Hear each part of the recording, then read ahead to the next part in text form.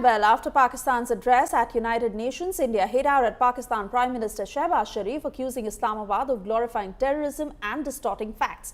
First Secretary in India's permanent mission to the UN, Patel Gehlot, launched a sharp rebuttal at Pakistan and alleged that Pakistan glorifies terrorism that is so central to their foreign policy. Getting you this news report. India versus Pakistan was the hot topic at the UNGA. India sought to extract. Pakistan Prime Minister Shehbaz Sharif presented a twisted account spreading falsehoods and glorifying terrorism in his address at the UN General Assembly. The Prime Minister of Pakistan also advanced a bizarre account. But the absurd theatrics of the terror state were rubbished by India. In a befitting reply, the First Secretary at India's permanent mission to the United Nations delivered a pointed rebuttal. The military pleaded with us directly.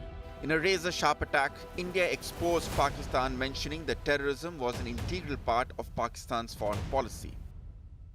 This assembly witnessed absurd theatrics in the morning from the Prime Minister of Pakistan, who once again glorified terrorism that is so central to their foreign policy. The costs. India made its stance clear that there is zero tolerance for terrorism and no drama, deception and lies can hide the fact that Pakistan is a safe haven for terrorists. Let us recall that it sheltered Osama bin Laden for a decade, even while pretending to partner in the war against terrorism. Its ministers have just recently acknowledged that they have been operating terrorist camps for decades. It should come as no surprise that once again this duplicity continues, this time at the level of its Prime Minister. During his UNGA address, Sharif had once again reiterated the bluff that 7 Indian jets were damaged during Operation Sindoor.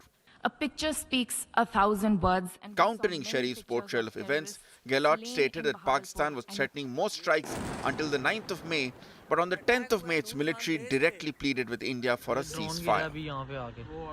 The Prime Minister of Pakistan also advanced a bizarre account of the recent conflict with India. The record on this matter is clear. Till 9th May, Pakistan was threatening more attacks on India, but on 10th May, its military pleaded with us directly for a cessation to the fighting. The intervening event was the destruction caused to multiple Pakistani air bases by Indian forces. Even after Operation Sindoor, India has once again left Pakistan battered, this time at the UNGA. Bureau Report, India Today.